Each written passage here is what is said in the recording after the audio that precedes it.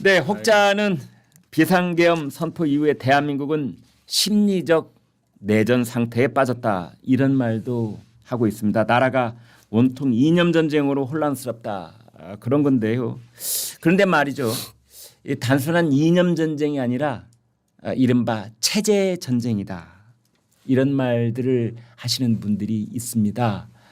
이분들이 뭐 절대 다수는 아닌데 있습니다. 가령 러시아 대사를 했던 이인호 교수께서도 이 말씀을 하고 제가 잘 아는 장관 후보까지 오르셨던 지인들도 저를 만나기만 하면은 이거는 탄핵이 인용이냐 기각이냐 이 문제가 아니야 김 의원 이거는 체제 전쟁이야 이제 이런 얘기들을 했었고 엊그제 저희 방송에서도 소개해 드렸는데 서울대학교 그 학생들의 탄핵 반대 시국 선언문에도 대한민국은 정치적 대립을 넘어 체제 전쟁 중이다라는 말을 했습니다.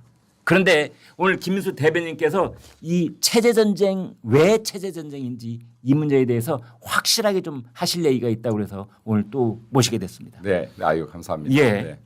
체제 전쟁 이게 무슨 뜻이에요? 이게 체제 전쟁이라고 하니까 제가 사실은 이게 계엄이 되고 나서 하루 이틀 후에 이건 체제 전쟁입니다라는 말을 했었는데 네, 제일 먼저 하시기 시작했군요. 제가 아마 저나 제 기억으로는 황교안 대표가 제일 빨리 하지 않았을까 싶습니다. 네. 둘이 아마 비슷한 시기에 했을 것 같은데요. 네. 체제 전쟁이라고 하니까 이제 사람들이 무슨 소리야 다들 이제 처음에 이런 반응이죠. 그러니까 네. 다들 무슨 생각을 하시냐면요.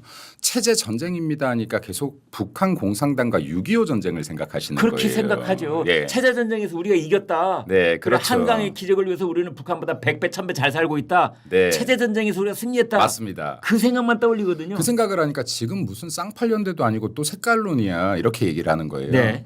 근데 이게 방송이라는 게 잘 아시겠지만은 답변 시간이 2분 정도뿐이 안 되는 거예요. 패널로 나가면. 네. 그럼 이걸 다 설명할 시간이 없어요. 그렇겠네요. 그럼 이게 체제 전쟁입니다. 지금 자유민주주의가 깨집니다. 이 정도에서 대답이 끝나는 거예요. 예. 그러면 시청하시는 분들 중에서 이게 이해도가 있으신 분은 그래 체제 전쟁이야라고 하는 거고 아닌 분은 쟤는 젊은 애가 왜 저런 색깔론에 쌍팔년대 소리를 해 이렇게 하는 거예요. 오늘 우리는 무제한 토론입니다. 네, 그래서 제가 이제 예전과는 전쟁이 달라졌다. 이건 지금 윤석열 대통령께서 이미 말씀하셨죠. 대국민 발표에서. 네. 옛날의 전쟁이 아니라 하이브리드전이다. 그럼 이게 정보전이기도 하고 그리고 기업들의 자본 전쟁이기도 하고 다양한 총칼을 안 든 다양한 전쟁이 일어나는데 네. 그럼 이제 우리는 머릿속에 총칼 든 전쟁을 제외하고 체제 전쟁을 좀 생각하면 훨씬 더 이해가 빠르겠다. 예. 네. 그럼 대한민국 체제를 통상 자유민주주의 체제라고 하거든요. 네. 그럼 이거는 지금 우리가 이승만 대통령이 대한민국을 건국할 때 자유민주주의 체제와 그리고 자본주의 시장경제 체제를 도입합니다. 네. 그럼 지금 우리는 시장경제 체제와 그리고 자유민주주의 체제를 도입함으로써 지금 이렇게 발전을 한 거고요. 네. 그리고 북한은 공산주의 체제를 도입함으로써 지금 저렇게 못 살고 있는 거죠. 네. 그때 당시는 누가 승리하는 체제인지 몰랐을 거예요. 몰랐을 때죠. 근데 지금 70여 년이 지난 지금 예. 이미 한 20년, 30년 전부터 한 3, 40년이 지나니까 아 이승만의 통찰력이 옳았구나. 지금 80년 됐습니다. 그렇죠. 80년. 네. 그러면 이승만 대통령의 통찰력이 예. 이미 그러니까 3, 40년 지난 정도부터 이제 구분이 가기 시작하는 네. 거죠. 아 이승만 대통령의 통찰력이 옳았구나. 이 사람의 선택이 맞았구나. 만약 네. 이승만 대통령이 안 계셔서 이 선택을 안 했더라면 지금 어떻게 됐을까를 상상해 보면 끔찍해요. 북한이죠. 만약에 합동 선거가 일어났다라고 하면 우리는 지금 공산주의 국가죠. 저 우리 네. 집 거실에 김일성 초상화 걸려 있는 거죠. 네, 그럼요. 네. 김일성 초상화가 걸려 있는 거죠. 저희들도 지금 못 사는 거죠. 노역해야 되는 거죠. 네. 그 5명 이상 모이거나 우리가 체제에 반대되는 얘기를 하면 잡혀가는 지금 거죠. 우크라이나 병사들 네, 가야 그렇습니다. 되는 거고 뭐 네. 이런 거죠. 그래서 지금 이게 우리나라를 지탱하는 거는 자유민주주의 체제와 자본주의 시장경제 체제다. 다 여기서부터 얘기를 하면 됩니다. 그럼 자유민주주의 체제가 뭔데라고 하면 자유주의 더하기 민주주의다. 아. 예, 그러니까 자유주의는 자유주의와 민주주의가 합한 걸 자유민주주의라고 네. 하지 않습니까? 네. 자, 그럼 자유주의와 우리는 흔히 그 두 그렇죠. 가지가 항상 동행하는 줄 알았는데 네. 절대 동행을 저절로 하는 게 아니라는 것을 그렇죠. 최근에 알게 됐어요. 네, 그럼 자유주의 같은 경우는 사실 고전 자유주의부터 시작을 하는데요. 예. 근데 고전 자유주의부터 시작해서 굉장히 많은 비판을 받았지만 고전 자유주의는 정치 사상으로서는 처음으로 체계화된 사상 중에 하나입니다. 네. 그러니까 굉장히 깊고 넓게 새겨야 됐죠. 근데 그만큼 이제 많은 비판을 받았으니까 이것에 대해서 대다수가 자유주의를 내려놓기 시작할 때 아니야 자유주의에 인간의 본질이 있어. 인간의 존엄을 지킨 본질이 있다라고 판단한 나라가 미국이었던 거죠. 네. 그래서 자유주의를 계속해서 발전시켜 나가죠. 아. 현대 민주주의, 현대 자유주의를 만들어냅니다. 네. 그럼 이게 자유주의 사상이 있는 것이고 민주주의는 사상이라기보다는 정치적 체계에 가깝죠. 네. 그럼 자유주의 더하기 민주주의가 돼서 대한민국 자유민주주의를 이루는 것이고 네. 그럼 이제 아까 말씀드렸던 시장경제 체제가 있는데 자 그러면 자유주의, 민주주의, 시장경제 체제 이 세 개가 대한민국을 지탱하는 체제인 겁니다. 네. 네. 근데 이 체제를 전복하려거나 네. 네 그리고 무너뜨리려거나 아니면 변혁하려거나 네 변경하려고 하면 이거는 지금 체제에 대한 공격이죠. 가령 교과서에 자유민주주의가 있는데 자유자를 빼버리려고 그렇습니다. 한다든지 네. 헌법에 자유민주주의가 있는데 자유를 빼려고 한다든지. 맞습니다. 네, 그럼 방금 말씀하셨던 건 이제 용어 혼란 전술이라고 공산주의자들이 쓰는 전술인데요. 아, 북한뿐만이 아니라 그럼 이제 예를 들어서 이 자들이 어떤 자들이 우리나라의 체제 자유주의나 민주주의 그리고 시장경제 체제를 공격해서 이 체제를 무너뜨리면 이거는 체제를 공격하고 있는 겁니다. 그러네요. 네. 근데 이거를 누군가가 지키려고 싸우고 있다. 예를 들어서 지금 선배님이나 저 같은 사람들이 이걸 지키려고 싸운다. 네. 그럼 이제 이게 전쟁인 거죠. 네. 자, 체제 전쟁은 이런 겁니다. 그러면 네. 총칼을 들었다고 체제 전쟁이 아니라 대한민국을 부강하게 만들었고 그리고 잘 살게 만들었던 이 체제를 누군가가 공격하고 무너뜨리려고 한다.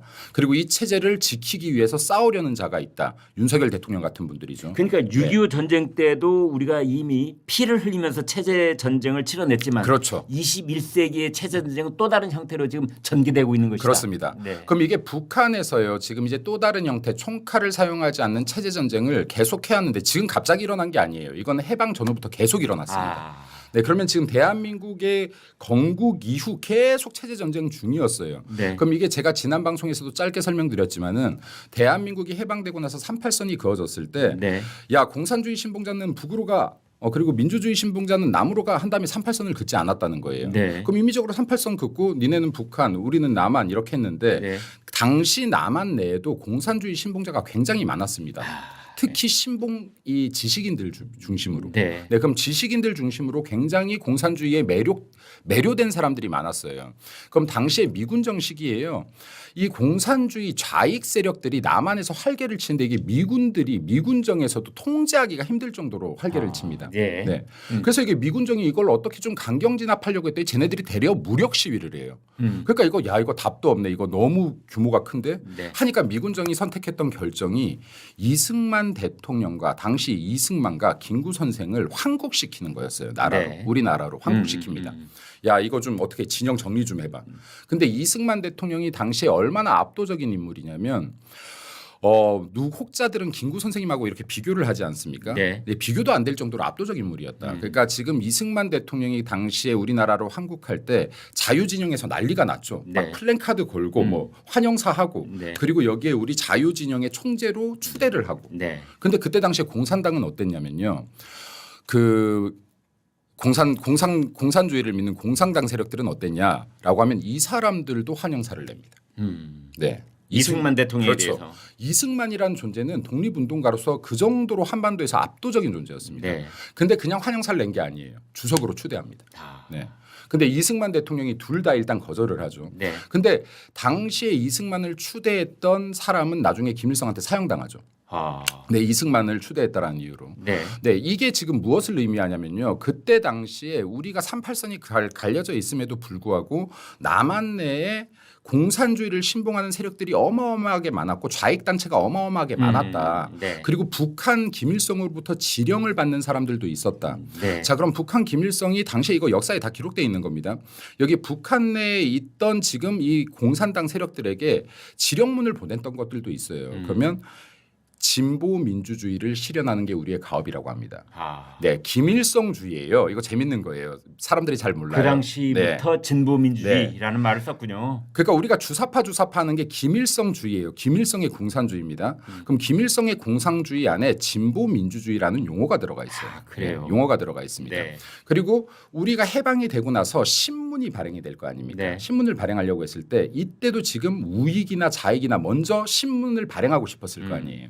근데 좌익 세력이 더 커서 좌익 계열의 신문이 먼저 발행이 됩니다. 네. 여기에서 제일 먼저 소개하는 게 진보 민주주의입니다. 김일성이. 네. 그러니까 당시에 남한 내에서도 공산주의를 신봉하고 이렇게 공산주의 국가가 되길 바랬던 지식인들이 너무나 많다. 네. 네, 그랬는데 이게 어쨌든 38선이 갈려졌고 지금 대한민국 정부가 수립됐고 네. 네, 북한도 별도로 수립이 됐는데 이거를 지금 공산화시키고 싶은 거예요. 한반도 전체를 통일국가로. 네. 그래서 지금 6.25 전쟁 발발난 거 아닙니까? 네. 그 6.25 전쟁이 휴전이 되고 나서도 여전히 남한 내 대한민국 안에 지금 수많은 공산주의자들이 있었고 김일성주의를 신봉하는 자들이 있었다. 그럼 김일성주의를 신봉하는 자들을 우리가 NL 계열이라고 하는 거 아닙니까? 네. 근데 지금 이게 NL 계열이라고 하니까 국민들한테 안 와닿는 거예요. 네. 이게 모호하거든요. NL 계열이 뭐야 이렇게 하는 거예요.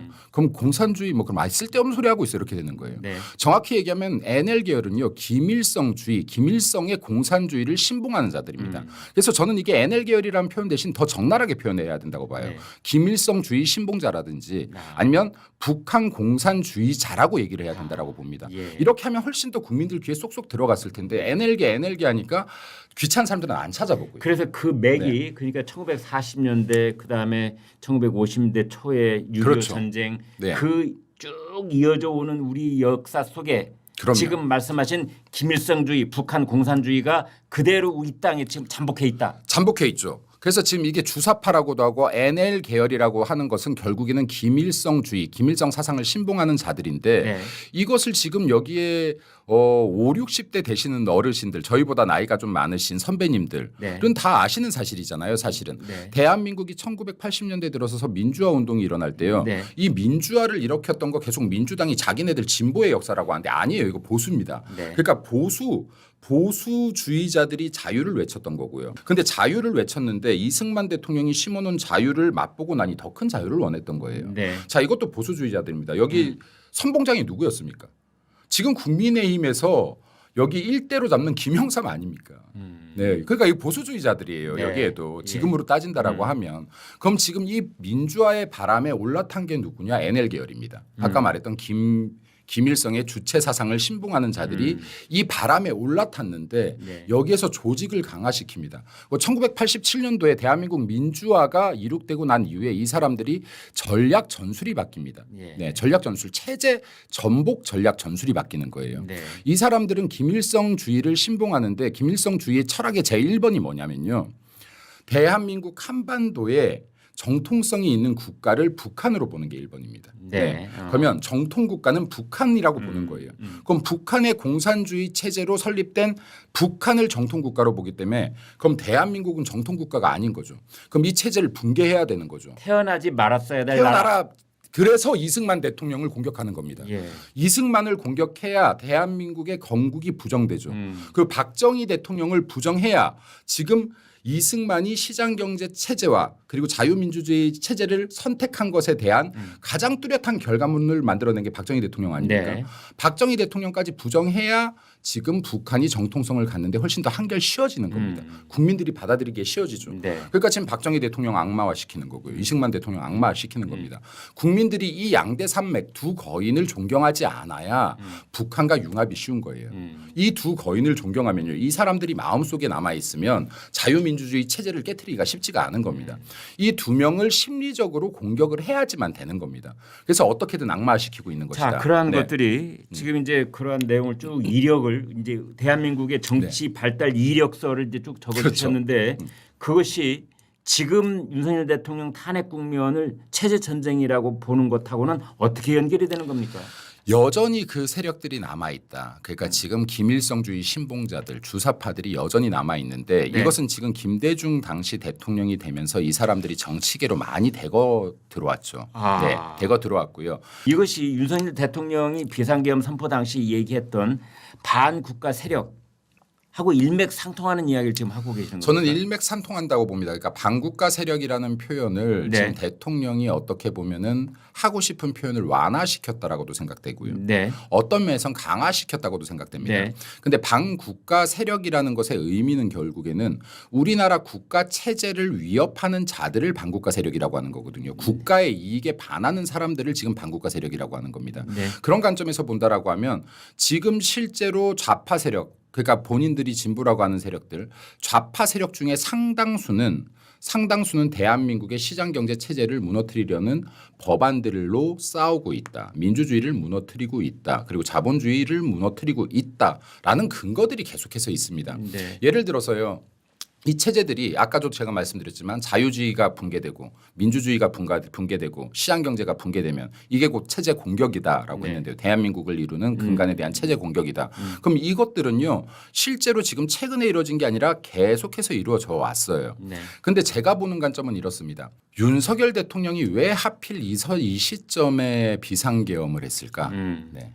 그럼 제가 이걸 당화문을요 한 수십 번 읽어본 것 같아요. 그러니까 윤석열 대통령은 지금이 체제 전쟁에서 자유민주주의 체제가 전복될 수도 있다는 위기감을 느꼈기 때문이다. 느꼈을 겁니다. 본인 때는 아니더라도 네. 이게 곧 넘어간다라는 걸 느꼈을 겁니다. 저희보다 정보가 많으니까요. 네. 저희보다 당연히 한 나라의 대통령인데 정보가 훨씬 많은 윤 정보가 대통령이 있겠죠. 본인 입으로도 그런 말씀을 하셨어요. 네. 그러면 정보가 이게 많다고. 네. 네. 제가 생각했을 때 그랬을 것 같아요. 내가 입장을 바꿔서 생각해 보는 거예요. 내가 대통령이라면 지금 이 글을 왜 썼을까라고 네. 본다라고 하면 야 이게 내 임기까지는 마칠 수 있을지 몰라도 네. 내 뒤에 보수 정당에서 혹은 보수 정당에서 설령 대통령이 나와도 나온다고 하더라도. 자유민주주의 체제에 대한 신념이 명확하지 않은 사람이 대통령이 된다면 네. 이것은 지금 체제가 무너지는 걸 보겠구나. 그럼 이건 나한테 이걸 보고서도 막지 못한 나한테 책임이 있겠구나를 느꼈을 것 같아요. 네. 네. 이게 무너지는 게 내 때 무너지지 않아도 이 다음 때에 무너지더라도 내가 이걸 봤는데 근데 이걸 막지 못한다면 이건 나의 책임이다라고 생각한 것 같아요. 그래서 12월 3일 날 결단을 내린 것이다. 네, 아니요. 그 전부터 저는 고민을 많이 했을 고민이 거라고 계속 봐요. 이어지고 예. 있었다. 이거는 지금 체제가 흔들리고 있다라는 고민이 굉장히 많았을 거라고 봅니다. 네. 그리고 이 체제를 위협하는 세력들이 있다는 걸 눈으로 계속 확인하고 있었을 것 같아요. 근데 중요한 것은 여기에서 만약에 다음 대선까지 내가 이거를 막아내지 못한다라고 하면 이건 붕괴된다. 왜죠? 대통령의 지지율이 현실적으로 낮았거든요. 네. 근데 이거 대통령이 지지율이 낮고 싶어서 낮았던 게 아니에요. 그 못했던 게 아니에요. 대통령으로서의 가업이 없었던 게 아니에요. 성과가 없었던 게 아니거든요. 네. 근데 어떤 방송에서도 대통령 성과에 초점을 맞춰주는 방송이 없어요. 알려주는 방송이 없어요. 외교 성과 같은 건 정말로 대단한데요. 네. 근데 이게 지금 청와대에서 제대로 못 알린 것인지 용산에서 제대로 못 알린 것인지 또 모르겠지만 방송에서조차도 제대로 받아주지 않았어요. 대통령이 외국을 한번 나갔다 들어왔을 때 이 대통령의 업적 자체를 잠깐 하루 하고 말았지 지금처럼 민주당이 뭐 이슈하면 일주일, 2주일, 3주도 가잖아요. 명태균만 해도 한 달 이상 방송했습니다. 네. 온 방송국이 한 달 동안 명태균 방송만 했어요. 자 그러면요 이건 당연히 부정인식이 쌓일 수밖에 없죠. 윤석열 대통령에 대한 객관적인 평가가 안 되는 겁니다. 네. 윤석열 대통령은요 아마도 내 임기 내에 내가 정상적인 평가는 받기 힘들겠다라고 판단했을 거예요. 내 노력이나 내 성과가 정상적으로 평가를 받고 이게 지지율을 올릴 수 있는 방법은 힘들겠다라고 봤을 겁니다. 자, 네. 대변인께서 지금 말씀을 쭉 네. 이어나가실 텐데 그 앞에서 하나만 좀 네네. 짚고 넘어가겠습니다.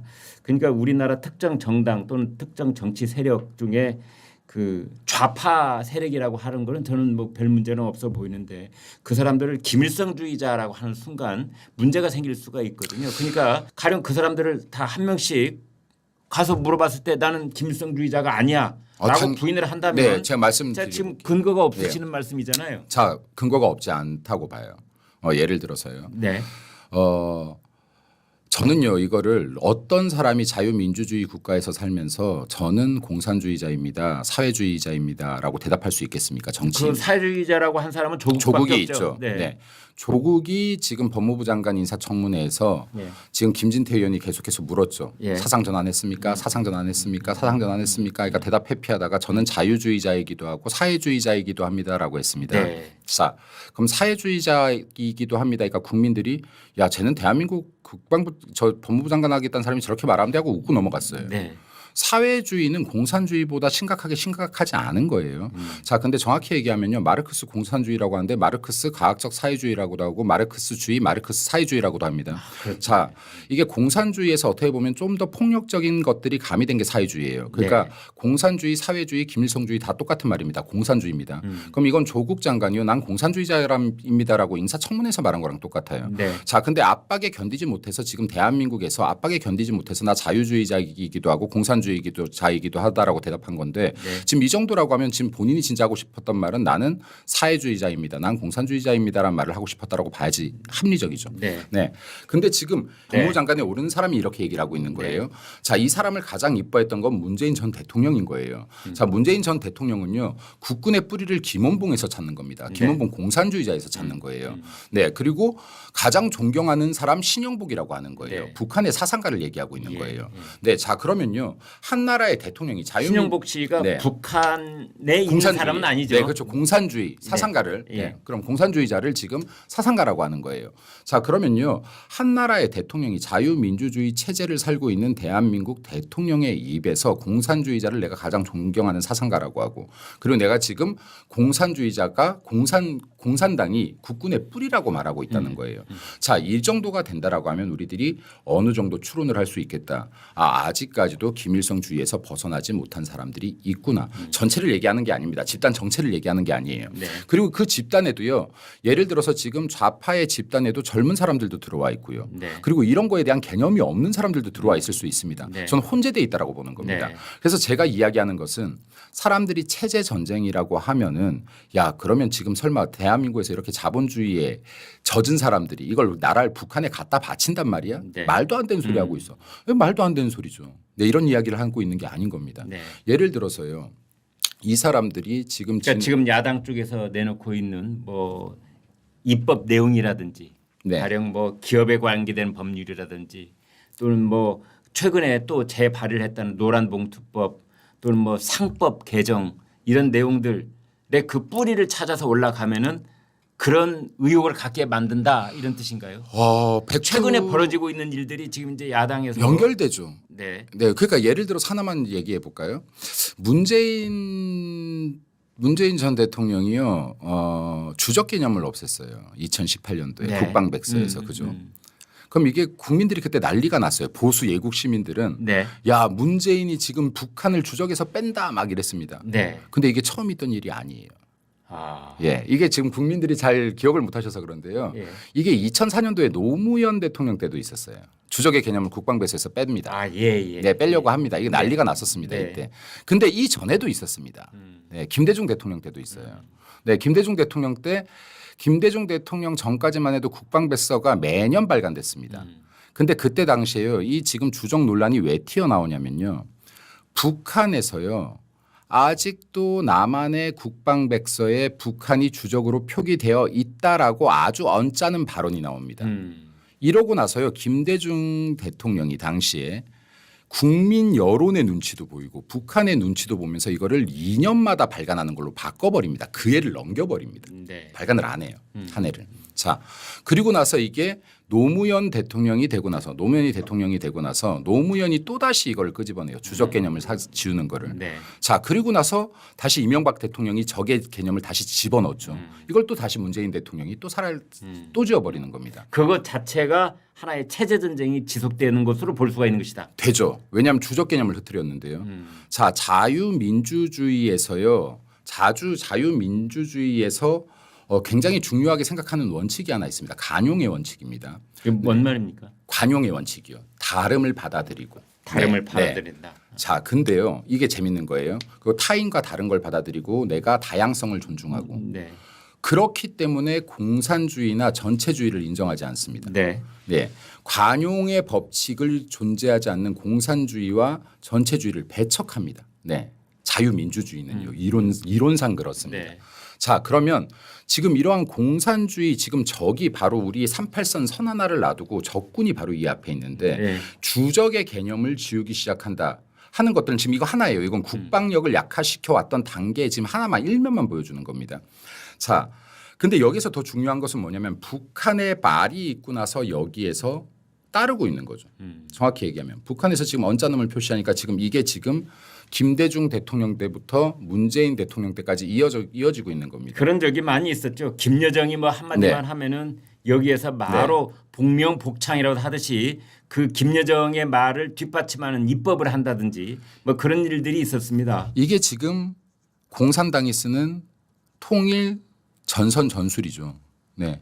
그러니까 지금 이거를 제가 볼 때는요. 통일 전선 전술이라는 게 우리 공산당 세력이 만약에 약하다라고 하면은 이게 우리들의 아군 그러니까 꼭 편이 아니더라도 우리한테 우호적인 당 우리한테 우호적인 기업, 우리한테 우호적인 시민단체, 우리한테 우호적인 노동단체 등등을 포섭해서 우리들이 외치는 말들 이것을 적국에서도 동조하게끔 만들어내는 전술이죠. 이거는 지금 북한의 전술이 아니에요. 이건 레닌이 1922년도에 이거는 그 발표를 함으로 인해서 공산당 전체에서 기본 전술로 쓰고 있는 것 중에 하나죠. 통일전선 네. 전술. 여러분 김민수 전 국민의힘 대변인의 말씀을 지금까지 쭉 들어봤습니다.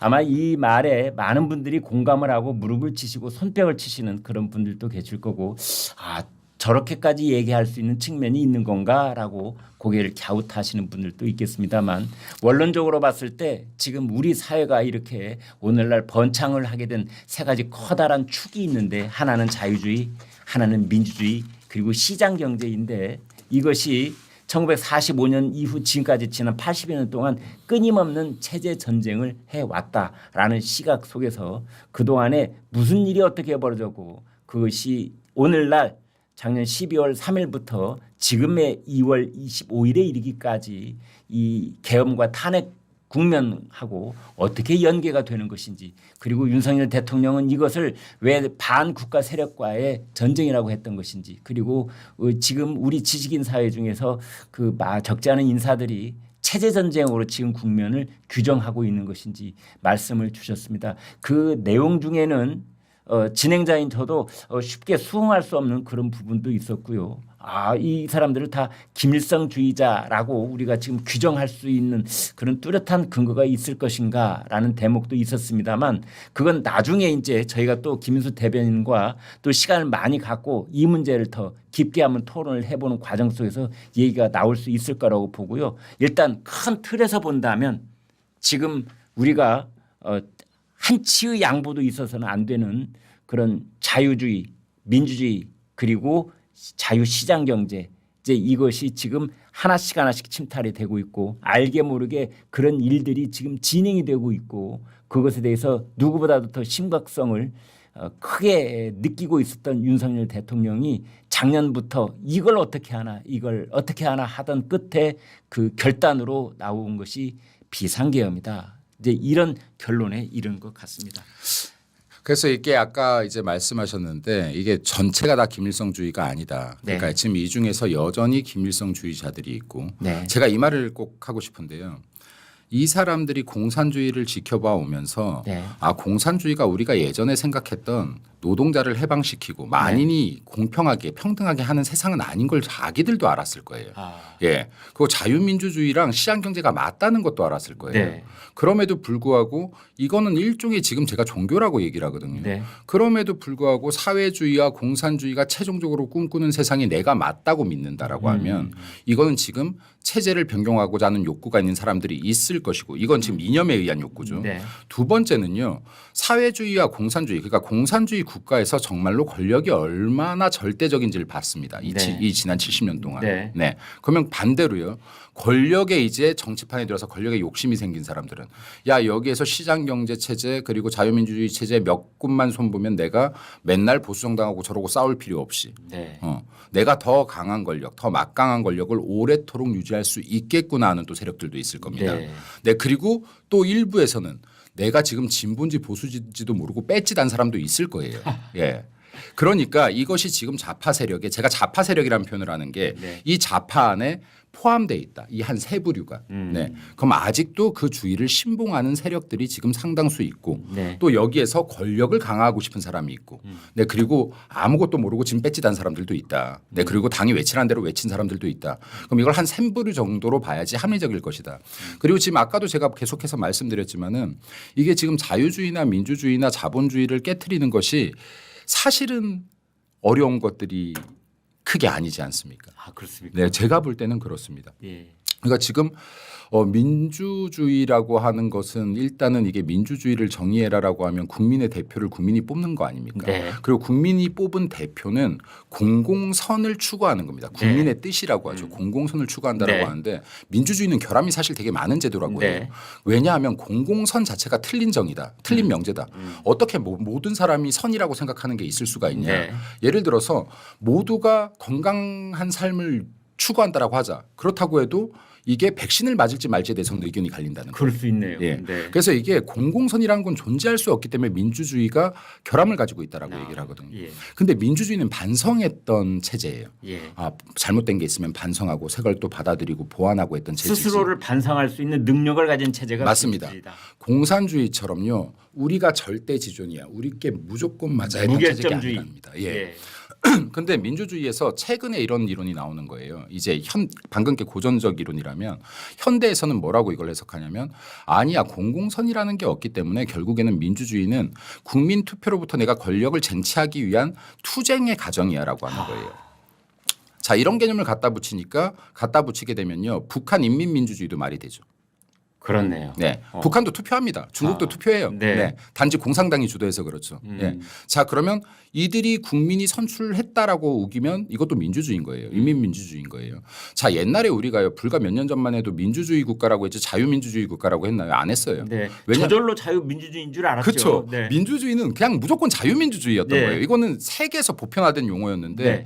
지금 공산당 세력들이 전 세계적으로 이걸 민주주의 우리도 민주주의야라고 하니까 이제 구분이 필요해진 겁니다. 그래서 우리가 더 거추장스럽게 앞에 자유를 붙이기 시작한 거예요. 이건 지금 용어 전술에서 이미 밀린 겁니다. 우리가 지금 우리가 인민민주주의라고 안 하잖아요. 걔들은 조선인민민주주의 공화국이잖아요. 저쪽에. 네. 근데 자기들은 우리 민주주의 우리는 자유민주주의. 얘네들이 민주주의라는 용어도 뺏어갔습니다. 지금 정확히 얘기하면요. 근데 지금 이러한 것들이 민주주의에서 그러면 선거라는 제도를 뺀다라고 하면 그리고 아까 말했던 국민들의 뜻을 이룰 수 있는 국민의 뜻을 함의할 수 있는 이 두 가지를 뺀다라고 하면은 민주주의가 깨지는 것인데 지금 벌써 선거에 대한 의혹을 국민들이 굉장히 많이 갖고 있는 거 아닙니까? 네. 그럼에도 불구하고 이거를 수사하지 말래요.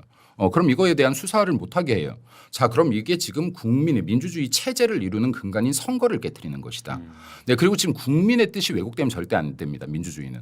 왜냐하면 대표로 선출된 자가 국민들의 뜻을 조정해 나가는 과정이어야 되거든요. 네. 근데 이 국민의 뜻이 지금 민주당이나 좌파 세력들이 가장 많이 하는 말이 국민의 뜻입니다. 국민의 뜻입니다. 뉴스 한번 돌려보세요. 다 국민의 뜻이래요.